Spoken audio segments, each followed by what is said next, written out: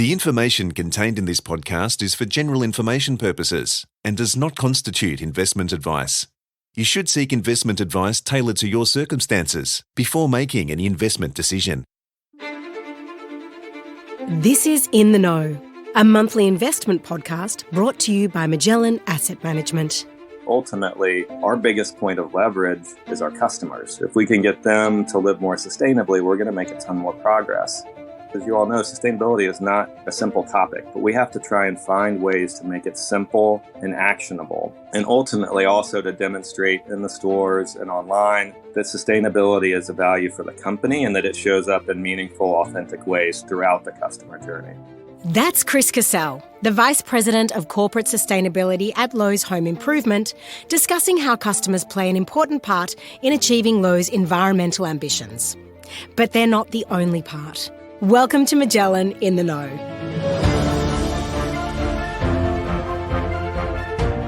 In this episode, Chris Cassell explains to Magellan investment analyst Tracey Wahlberg and Magellan's head of ESG, Amy Krizanovic, just how Lowe's impressive sustainability program aligns with financial drivers. It's a fascinating look past the gardening, building and tool sections and into the sustainable management practices of the giant behind the hardware. But first, here's a warm welcome from Magellan investment analyst Tracey Wahlberg. Hello and welcome to episode 35 of Magellan's In the Know podcast. I'm Tracey Wahlberg.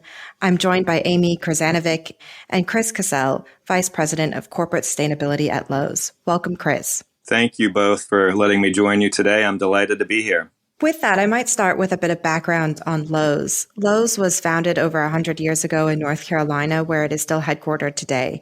Its operations are now solely focused in the United States, and it's positioned as the second largest retailer in the U.S. home improvement industry. Lowe's generates about 7 times as much revenue and operates over 4 times as many stores as our comparable retailer in Australia, Bunnings. And Amy, Lowe's is a special podcast that we have today. Thanks, Tracey. Yes, it is. It's Magellan's first focus solely on sustainability. As investors, we focus on financial drivers that will help companies deliver sustainable returns for years to come, and managing environmental, social, and governance issues, commonly called ESG, is a central feature of that. A well-implemented sustainability strategy is not only great for the planet, it also improves returns and shareholder value. So Chris, welcome, and thank you for making time for this discussion to help our listeners make the case for an investment in Lowe's through a sustainable lens. Chris, you've now been at Lowe's for just over a decade, with 6 years in your current role. Let's start at the beginning. Can you tell us a little about how you came to study international affairs and Portuguese and how that evolved into working at a Fortune 500 company? I'd be happy to. You know, it's funny. I had a really great teacher in high school that taught me world history, and it got me excited about the idea of becoming a diplomat. So I went to school to study international affairs, actually minored in Spanish in undergrad, and decided when I got out that I wanted to work for the Foreign Service, but there was a 2-year wait list. And when you're 22, you just don't have the patience to sit around and wait for 2 years to do anything. So I packed up a suitcase, and a buddy of mine and I moved down to South America. I ended up working down there for about 2.5 years, worked for a movie theater company, opening up big multiplex movie theaters in Chile and in Argentina. And about 1998, decided to go back to graduate school. That's where I studied Portuguese, graduated during the dot-com boom, and figured, I think I want to be a dot-com millionaire. So I got out, tried to find a job working for one of the dot-com startups. And then the whole dot-com bubble exploded in 2000, right after I got out of school. Fortunately, I ended up with a job doing consulting work for Accenture, which gave me some great experience working at some pretty tremendous companies here in the States, and switched over to a different consulting firm in 2006. And my first client with them was Lowe's. And so after a long and somewhat crooked journey, I ended up working at Lowe's and have subsequently found myself in what I would consider my dream job, the coolest thing I've done in my entire career.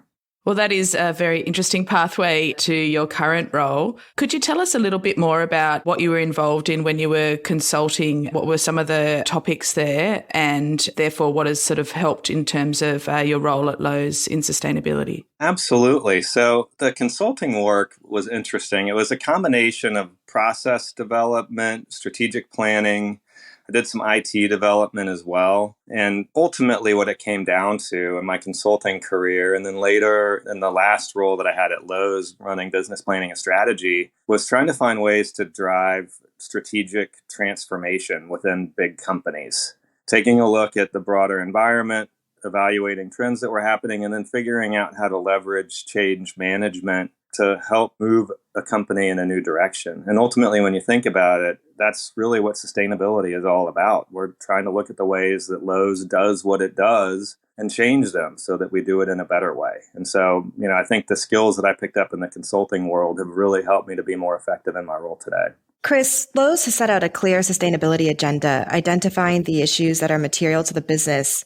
Can you tell us about that process and your key priorities there? So I started working with the team actually back in 2016 before I formally took over the role. And what was really nice about that is we were working with a third-party consultancy at the time. And we did a materiality assessment and then helped to develop a new sustainability strategy for the organization. So the materiality assessment involved detailed interviews and then surveys with both internal and external stakeholders to identify the highest priority topics within the ESG spectrum, which, as you know, contains a lot of different areas, and to understand how aggressively we wanted to pursue each of them.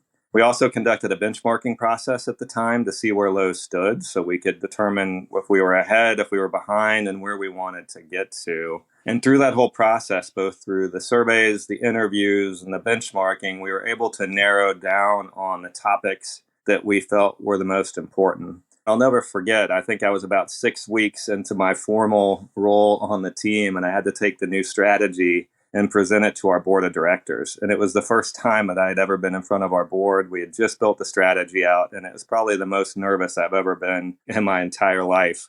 But they really liked it, and we've been pursuing that strategy with some minor adjustments ever since. We did go back and conduct another materiality survey in 2020. It's best practice to conduct one every, I'd say, 3 to 5 years to make sure that you've got the most important issues at the top of the list. But right now, we feel like we're really focused on the right things, and the momentum we've been picking up has been tremendous. Yeah, well done. I'm curious there, you've mentioned presenting to the board. There are obviously a lot of competing priorities at a company, and change management can often be a little bit challenging. How did you go getting buy-in from executive management? Well, it was helpful that in my prior role, I actually spent a lot of time working with our leadership team. And so I had some good relationships already built. And as you mentioned, we talked about a little bit earlier, change management is such a big part of this process that having relationships, understanding how the business works is really a critical component. But I would say that the executive management has been on board since the very beginning. Fortunately, we found a number of areas where we can drive financial benefits to the organization and environmental benefits at the same time. And so when you can deliver win-wins like that to the leadership team, it really helps. And also, you can see the signals. The signals just keep popping up. Investor interest has grown over time. Customer interest has grown, as I'm sure we'll talk about throughout the podcast today. And even our associates are caring more and more about this. So when you want to bring in good talent into an organization, people want to work for companies that have a stronger purpose. And so our executive team, our board, they see these trends happening and they understand the direction we need to go. And they've given me tons of great support. I'd also just throw in, we've got a really strong governance structure within the organization. We have a sustainability council down at the working level that involves people from all functions within the business. We meet monthly and talk about trends, how progress is going against the plans we've laid out, ideas for new things that we could be working on. We have a steering committee that's chaired by our head of merchandising. It has multiple executives on there that helps give us feedback and sponsor the work that we're doing. And then we also have a sustainability committee on our board of directors that governs and provides oversight to the work that we do on the ESG side. And it's really those multiple layers and the engagement and oversight at multiple levels that help us to be successful in what we're doing. Yeah, great. Thank you. And Chris, you mentioned your associates. How did the company translate its sustainability message to employees, and how has that permeated through the store floors? This is a big area of focus for us right now, Tracey. We want to engage with associates both at the corporate headquarters, in our supply chain facilities, and also in our stores. I would say generally it's easier the closer they are. So we've made some tremendous progress with the folks at our corporate headquarters, helping them understand what their role is in achieving the different goals and programs that we have in place. there are a lot of competing priorities within the business. And so making sure that we find ways to make them aware of the work that we're doing and also help them understand what they can do to help is critical. And the goal ultimately, I think, is for sustainability to be a mental checkpoint in their day-to-day activities so that they think about what we're doing and how we could do it better and just ingrain it into what they do each and every day. If we get to that point, we'll be successful. Now, I'll touch briefly on the store associates. We have roughly 250,000 store associates out there, and they're really the linchpin for success for us because they're the ones that are engaging with our customers day in and day out. They're critical to the success of the business, and they're critical for me as a sustainability leader because ultimately our biggest point of leverage is our customers. If we can get them to live more sustainably, we're going to make a ton more progress. And so it's much more challenging to try and get a message out to 250,000 store associates around sustainability because, as you all know, sustainability is not a simple topic, but we have to try and find ways to make it simple and actionable, and ultimately also to demonstrate in the stores and online that sustainability is a value for the company and that it shows up in meaningful, authentic ways throughout the customer journey. Oh, that's really interesting, Chris. And I just wanted to take you back. You mentioned at the beginning about prioritizing based on materiality, the sustainability focus for the business. One of those areas is climate risks. And we are pleased to see that Lowe's has done a lot of work in this area. So just keen to start with just talking about some of the achievements in this space over the last 5 years. It's interesting, Amy. We actually set our first climate targets back in 2014. And through a series of some very wise investments between 2014 and now in LED lighting for the stores, HVAC, building management systems, we actually managed to hit those early targets a couple of years early. So we actually then started working on a clean energy roadmap for Lowe's, identified some new goals for scopes 1 and 2, but also started to take a closer look at scope 3, which was a bit nebulous to us at the time, and came out with more ambitious targets, made faster progress on those than we thought. We set more ambitious targets. And then, as I'm sure we'll get into, we actually decided to set a science-based net zero target, announced it at the end of last year. But I would just point out, we invested roughly probably $500 million, a little more than $500 million between 2019 and 2022. So we've made a lot of progress. But now as we layer in scope 3, the journey gets even more complicated and more exciting. Well, that sounds like really fantastic progress that you've made, and we're always really acknowledge the huge amount of work that goes into not just achieving the targets, but making them more ambitious and also seeking that external verification, which for us as investors, when we're looking at the companies we are invested in, really helps with assessing the alignment of those companies to net zero. You talked a little bit about the projects that you have had in store and the achievements that you've made in your own operations. However, as you mentioned, you have set a net zero climate targets for scope 1 and 2 and scope 3. Just wanted to continue on the conversation around your own operations. Could you give us some more examples of maybe what you're working on at the moment to continue to achieve that emission reduction in your own operations? Let me start the discussion just by giving you the framework that I use to talk about our net zero plans, because there are really 3 key levers that we lean into as we work towards net zero, both within the enterprise and within our value chain. The first piece is efficiency. So we're looking for ways to make the things that we have as efficient as possible. The second piece is electrification. So anything that isn't fueled by electricity today, if it's natural gas or diesel or gasoline or propane, anything that we have that is currently using fossil fuels, a big focus on electrification. And then the last piece is renewable energy. So if you can electrify everything, you can get things as efficient as they possibly can be, then your last lever is power all of the remaining things that are using electricity with renewable energy, and you basically solved your net zero problem. So if you think about our own operations for scopes 1 and 2, some of our biggest sources of scope 1 emissions or direct emissions are the fleet that we operate, the generators that we use as backup power in our stores, the furnaces that heat our stores. And so we're now examining ways to both make the existing assets more efficient, but ultimately the goal is to transition the fleet the generators and the furnaces in the stores to electric. And that obviously is going to take some time and take some investment. And then on the Scope 2 side, we're looking at a diverse portfolio of renewable energy projects. So we've got a VPPA, or virtual power purchase agreement, that's operating in Texas today. It actually offsets all the electricity that our Texas stores use, and there's well over 100 stores in Texas. We're installing rooftop solar, I think, on over 150 locations over the next couple of years. We're involved in community solar. So we're trying to take a very diversified approach to get the renewable percentage where we need it to be. So as we bring our Scope 1 emissions down, as we make our assets more efficient, the remaining electricity usage will be complemented with renewable energy. So that's an overview of what we're doing within the operations. On the Scope 3 side, which I think we'll dive into, it gets a lot more complicated. So let's take the conversation there. So Scope 3 is within your supply chain, and your supply chain is very large and complex. We really appreciate that the business is now focused on working with its supply chain to reduce emissions. You sell over 2 million products online and stock over 40,000 SKUs in stores. So, Chris, can you tell us, how will this work? How do you accomplish net zero eventually with your suppliers, and what's your current target?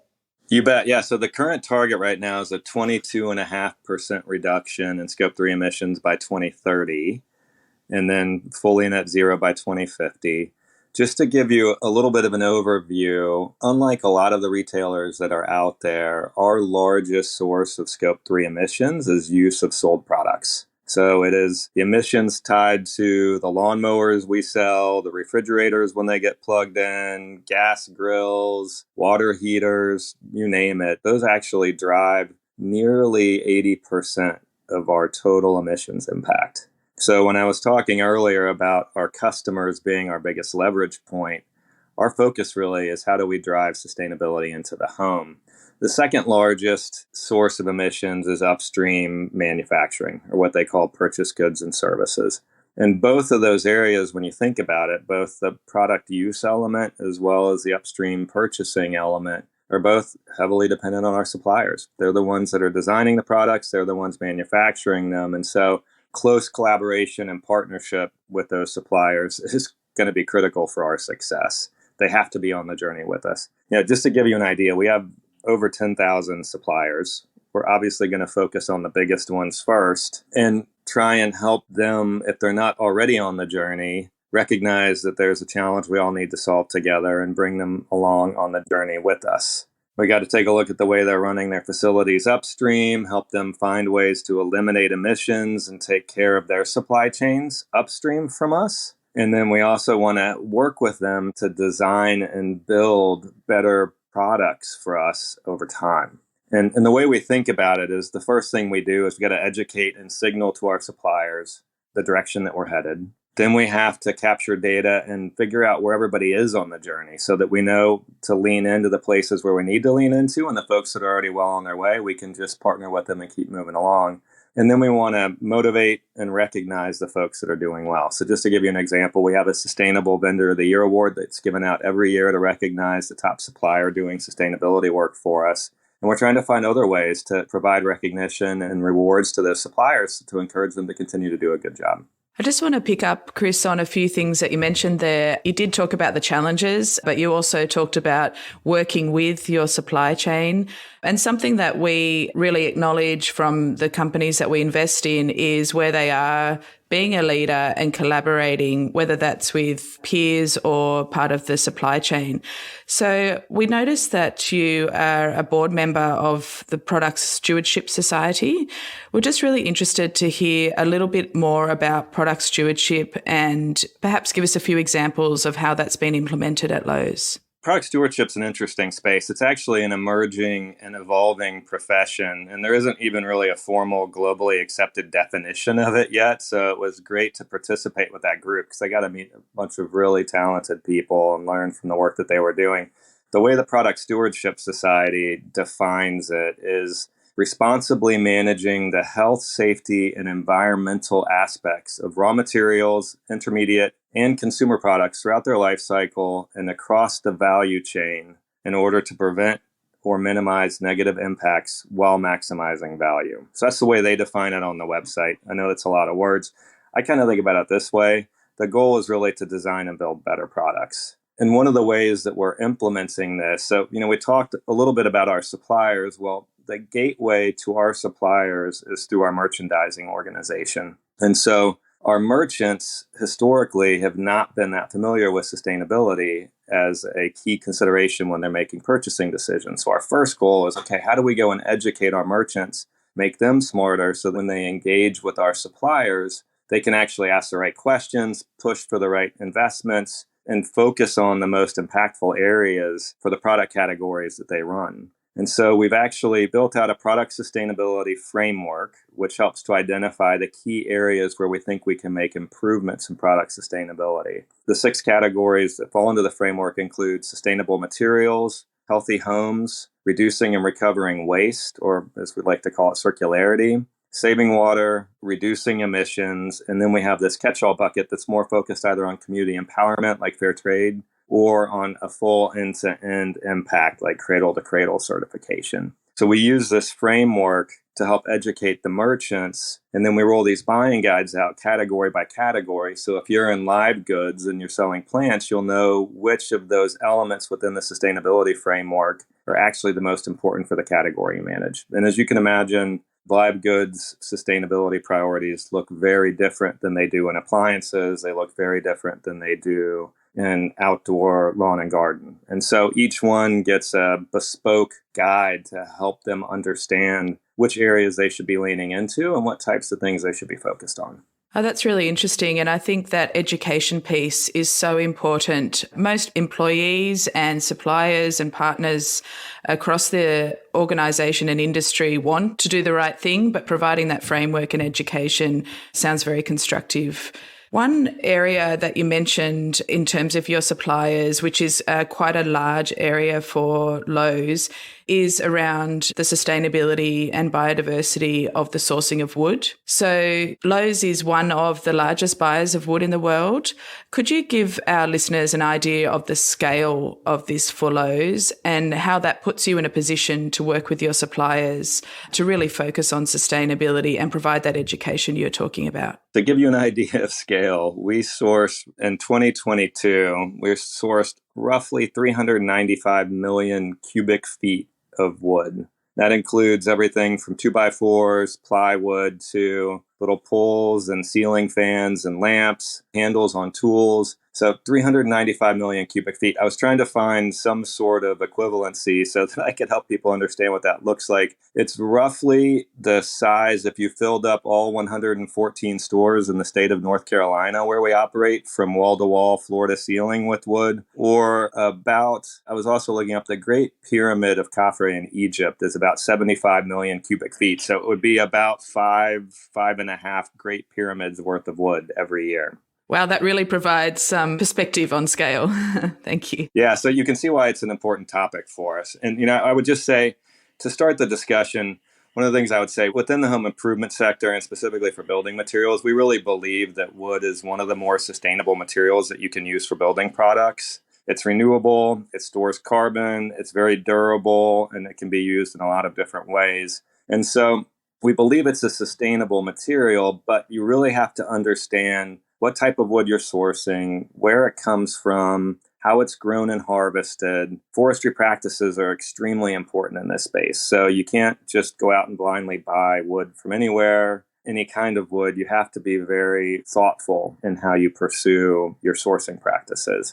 As you all probably know, forests play an extremely important role both in climate, but also in biodiversity and in indigenous rights as well. And so we have to think about those aspects as we're working with our suppliers to source wood throughout the world. So to give you an idea, we have a number of different mechanisms that we use to make sure that we do this in the right way. The first thing is we actually conduct a survey every year, and the survey will capture the wood volume within that item, the origin of the wood, what species it is, and whether or not it carries a third-party certification so that we can get a good understanding of what our footprint looks like. And it also helps us to focus in on areas where we want to pursue more certifications or work on forestry practices. We encourage all of our suppliers to get third-party certifications. We've got a preference for FSC or the Forest Stewardship Council, but forest certifications are a good way for us to validate that responsible forestry practices are going on, since we're not actually on the ground with the suppliers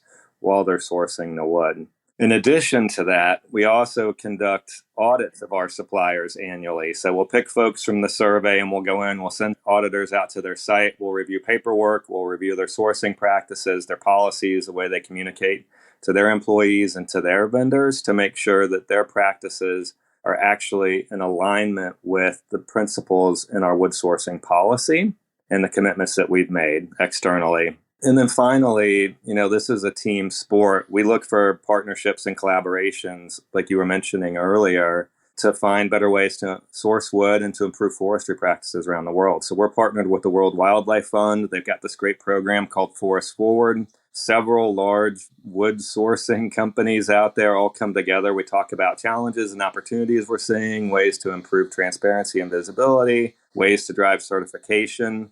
And ultimately, our goal is just to lift up all practices around the world to make forestry, and wood products sustainable over time. And the last thing I'd mention, I know that was a lot, but we also just announced at the end of last year that we're embarking on a new reforestation program. So we'll be looking for ways to invest to plant trees in many of the areas where we currently source to try and ensure that we've got both continued supply of timber out there, but that we're keeping an eye on climate and biodiversity and human rights as we do so. Thanks, Chris. That was so interesting. And I think putting it together with the scale that you mentioned at the outset really shows how companies like Lowe's can really use their scale to lift up the whole industry. And from an investment perspective, that really helps to put in place that certainty of supply. Yeah, and the other thing I would say is what you've highlighted there, Chris, is increasingly retailers need to become responsible retailers, really. And that ends up becoming part of your competitive advantage as you've adopted all of these strategies. I would imagine as well that this extends beyond wood that you're sourcing sustainably. I'd love to talk about how you apply sustainability credentials to other products and how does that impact your buying decisions for other products at Lowe's? Customers ultimately we're seeing more and more signals. Customers want to buy better products, and they want to know that the products that they're buying are responsibly made, that they're good for the environment, that they're more efficient, that they're safer and healthier. But the stuff's really complicated. And so the third-party certifications and credentials help to simplify the process for them so they don't have to do as much homework. If you find trusted, credible, and holistic third-party certifications out there, it goes a long way, one, in making it easier both for our merchants when they're looking for products, but also our customers when they're out shopping to find products that match their values. But the other thing it does is add credibility. There's lots of stories out in the news these days about greenwashing and companies making claims that aren't true. Gaining a customer's trust is not easy. And once you have it, the last thing you want to do is lose it. And so we lean heavily on third-party certifications because they do all the homework. They're the experts in the space. And by using their credentials, it shows that the claims that are being made about those products are true and that they can be trusted. And so it's through those credentials that we build a level of trust with our customers and also make it easier for them to navigate the shopping environment. With that said, some of these credentials aren't that well recognized yet. And so part of the work we have to do is find ways to decode the different credentials and third-party certifications, make them more approachable, and help make the shopping experience for customers easier. And so that's one of the areas that we're focused on now. Yeah, that's really interesting. On that, we've noticed Lowe's has increased the number of products and appliances it sells with Energy Star and WaterSense ratings. So can you tell us a bit about those programs then, and what do they mean for the customer and also for the environment? Energy Star and WaterSense are two of my favorite certifications. Energy Star is probably one of the most widely recognized labels that is out there, and it really helps communicate the message of buy this product, it's more efficient, you'll save money, and at the same time, you're going to be reducing emissions and helping to protect the climate.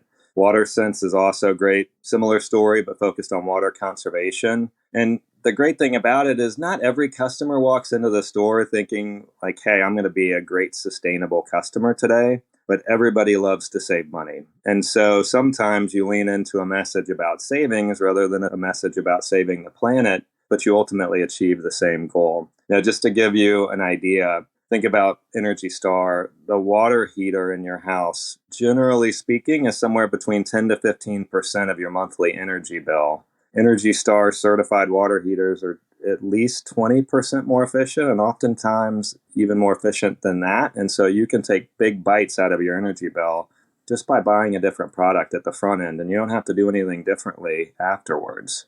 And then if you think about toilets, interestingly, toilets are about 30% of your water bill. Most people don't think about it. So you get a WaterSense certified toilet, you can actually save a ton of water that way. Same functionality. And if you don't want to replace the toilet, there's easy ways that you can hack it too. You can fill up a Coke bottle with sand and drop it into the tank, or we sell bags that you can drop into the tank that reduce the amount of water that's used every time. So there's a combination of both trying to sell better products, but also just trying to help educate our customers on shortcuts and hacks and things that they can change at home that'll make small differences that over time add up to a really big change. Yeah, that's really interesting. So by using Energy Star and WaterSense ratings, I imagine the role of the home evolves and the home becomes a more sustainable center for achieving net zero globally. So how do you think about that at Lowe's? How do you play into the evolution of the home, and where do you think that goes? Yeah, Tracey, this is the area that I get the most excited about in my job. So if I start talking too much, just let me know and I'll try and cut it down.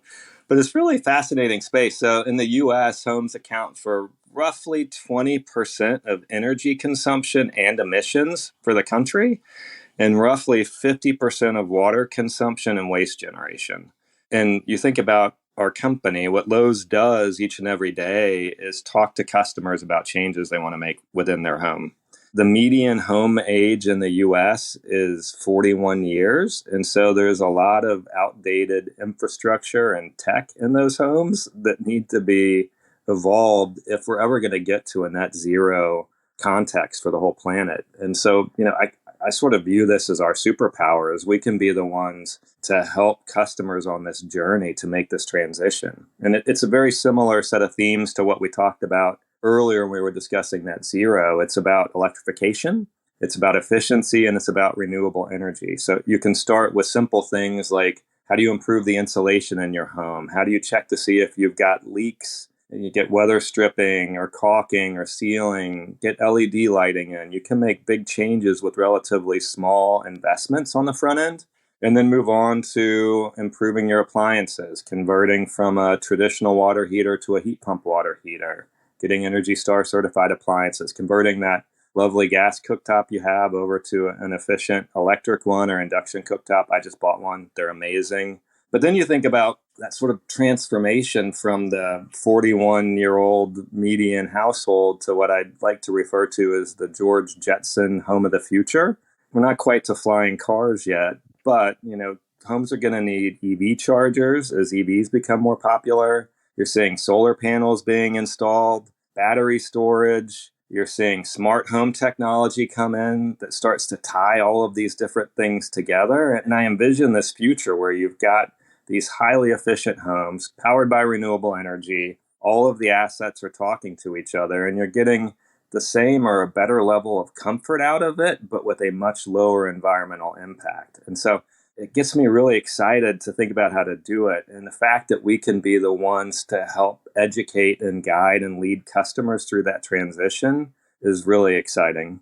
The other thing I would mention too, I don't know if you'll have caught it in the news over there, but we just passed the largest climate bill in the States recently called the Inflation Reduction Act. And it's providing homeowners with a ton of tax credits and point of sale rebates. Some of the things are already implemented, some will be implemented early next year. But the government is now putting money into the equation. So you've got this public-private public partnership where homeowners, Lowe's and other retailers, and the government are involved in trying to help accelerate the transition so we can reduce that footprint and really start to bring both the emissions profile, but not just emissions, water consumption, waste generation, all the rest of it down rapidly over the next couple of decades. So I could talk to you all about this for hours. You probably don't have hours, but this is an area that I think is going to be really fun to watch for the next couple of decades. It sounds like a great time to be a responsible home improvement retailer. Thanks, Chris. Well, we've really covered a lot of ground today, from climate to the circular economy. And as investors, we see it as really important for companies like Lowe's to be at the forefront of these topics, not just to manage risks, but also to take advantage of opportunities. We've already heard your passion and excitement about the opportunities in the home, but just wanted to ask you to look out over the next 5 years. What else excites you about the opportunities ahead for Lowe's with respect to sustainability? So you already hit number one, but a close second to that one is just seeing the rapid increase in momentum in the space, and particularly within our peer set and within our supply chain. The collaborations that are forming, the groups that are getting together to try and solve these complex topics. I mean, you could go through the whole list of ES and G topics, and there are interest groups and industry collaborations that are forming with extremely talented people, bringing these talents to the table, assessing the issues, driving innovation, finding ways to work together. One of the things that I love about my job is that it's a very cooperative space. You know, we talk to everybody. You know, when I first started, people were like, oh, it's the new guy. And they brought me in and they're bringing me up to speed and they're sharing materials. We share what we're doing with everybody we can, and we learn from so many of those around us. And every time I talk to a new supplier and they're saying, hey, we got a net zero, or we're working a net zero target, or we're working on a new target here, can you help us? It just gives me an extra spike in energy, because you can see that people are really grasping the importance of this. They're putting their minds to making a difference. And ultimately, it's going to take all of us working together if we're going to be successful over time. So between that and turning everybody's home into the home of the future, I feel like I've got some really fun years ahead of me. Well, Chris, that sounds great. And thank you again for being with us today, helping us consider the ways in which Lowe's sustainability strategy helps deliver shareholder returns. We look forward to watching your progress in this space and appreciate the company's leadership in matters related to ESG. Thanks, Chris. Thank you both so much for having me. It's been a pleasure. Thanks. That was Vice President of Corporate Sustainability at Lowe's, Chris Cassell, in discussion with Magellan investment analyst Tracey Wahlberg and Magellan's head of ESG, Amy Krizanovic. We trust you've enjoyed this episode of Magellan in the Know. Join us in a month's time for the next episode. For more information on upcoming episodes, visit magellangroup.com.au/podcast, where you can also sign up to receive our regular Investment Insights program. Thanks for listening.